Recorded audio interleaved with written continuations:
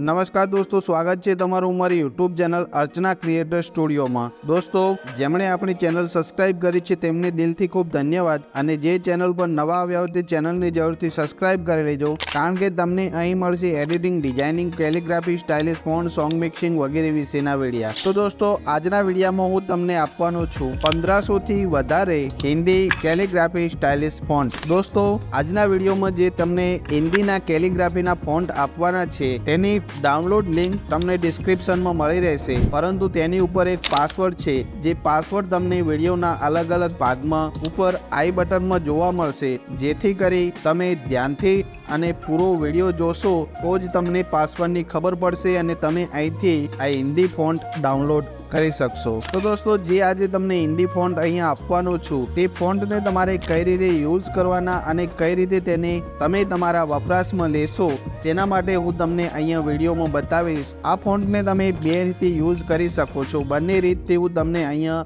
વિડીયોમાં તમને બતાવીશ કે તમે આ બંને રીતથી તમે આ ફોન્ટને યુઝ કરી અને તમારા પર્સનલ કામ માટે વાપરી શકો છો। તો ચાલો દોસ્તો, જઈએ આપણી મોબાઈલની સ્ક્રીન ઉપર અને જોઈએ કે કઈ રીતે આ ફોન્ટને યુઝ કરી શકાય। સૌથી પહેલા તો તમારે આ ફોન્ટને યુઝ કરવા માટે કોઈ પણ એક બ્રાઉઝર ખોલી લેવાનું છે, તેની અંદર સર્ચ કરવાનું છે હિન્દી ફોન્ટ કન્વર્ટર। તો જ્યારે તમે સર્ચ કરશો એટલે ઉપર જ એક પ્રમુખ હિન્દી ફોન્ટ કન્વર્ટરની વેબસાઇટ આવી જશે, તો તેને ઓપન કરી લેવાની છે। તેને ઓપન કર્યા બાદ અહીંયા તમારે જે પણ કંઈ હિન્દીમાં લખવાનું છે તેને તમારે અહીંયા લખી લેવાનું છે। પહેલા બોક્સની અંદર જે પણ તમારે ટાઈપિંગ કરવાનું છે તે ટાઈપિંગ કરી દઈશો। તેના પછી તમારે જે અહીંયા ફોન્ટ સિલેક્ટ કરવાના છે તે કયા કરવાના છે, જ્યારે પણ તમે ફોન્ટની ફાઇલ ડાઉનલોડ કરશો એટલે તમારી સામે આ રીતે બધા સ્ટોરેજની અંદર ફોલ્ડરો શો થશે। તો હવે માની લો કે તમારે આ એક ફોન્ટનું ફોલ્ડર છે, તેની ઉપર લખેલું છે વેલકમેન ચાણક્ય। તો તમારે તે ફોન્ટને યુઝ કરવાનો હોય તો તમારે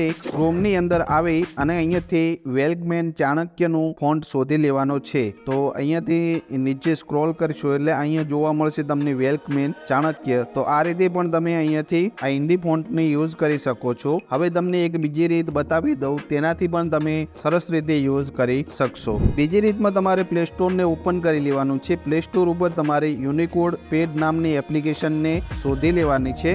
યુનિકોડ પેડ નામની આ રીતે એપ્લિકેશન આવશે, તેને શોધી અને ડાઉનલોડ કરી તેને ઇન્સ્ટોલ કરી લેવાની છે। ઇન્સ્ટોલ કર્યા બાદ તેને ઓપન કરી લેવાની છે। જ્યારે પણ તમારે આ એપ્લિકેશન ઓપન થઈ જાય એટલે તમારી સામે આવું ઇન્ટરફેસ દેખાય, તો અહીંયા સૌથી પહેલા તમારે કંઈ જ નથી કરવાનું। અહીંયા ફોન્ટ લખેલું છે, ત્યાં ડિફોલ્ટ લખેલું છે, ત્યાં ડિફોલ્ટ ઉપર ક્લિક કરવાનું છે। અહીંયા ડિફોલ્ટ ઉપર ક્લિક કરશો એટલે તમારી સામે બે ઓપ્શનો જોવા મળશે। તો અહીંયા સિલેક્ટ છે તેની ઉપર ક્લિક કરવાનું છે। સિલેક્ટમાં ક્લિક કરશો એટલે તમારી સામે તમારે અહીંયા જ્યાં પણ સ્ટોરેજમાં તમે ફોન્ટ રાખેલા હોય તેને સિલેક્ટ કરી લેવાના છે। તો માની લો અહીંયાથી એક જ ફોન્ટ સિલેક્ટ થશે અને એક જ ફોન્ટ એક ફોન્ટ તમે સિલેક્ટ કરી શકો છો। જે ફોન્ટનું તમારે નામ બનાવવાનું હોય, જે ફોન્ટમાં તમારે લખવાનું છે તે ફોન્ટને તમારે અહીંયાથી સિલેક્ટ કરી લેવાનો છે। ધારો કે હું અહીંયા આ ડીજી ફોન્ટ 15 છે કેલિગ્રાફી વાળો, તેને સિલેક્ટ કરી લીધો છે। તો આ રીતે બધા ફોન્ટ આવી જશે। હવે તમારે અહીંયા જે વ્યક્તિની ખબર છે તે વ્યક્તિ સારી રીતે જાણે છે, પણ જેમને ખબર નથી તેને કહી દઉં કે કઈ રીતે અહીંની યુઝ કરી શકાય। તો અહીંયા ઉપર સાદા ફોન્ટ આપેલા છે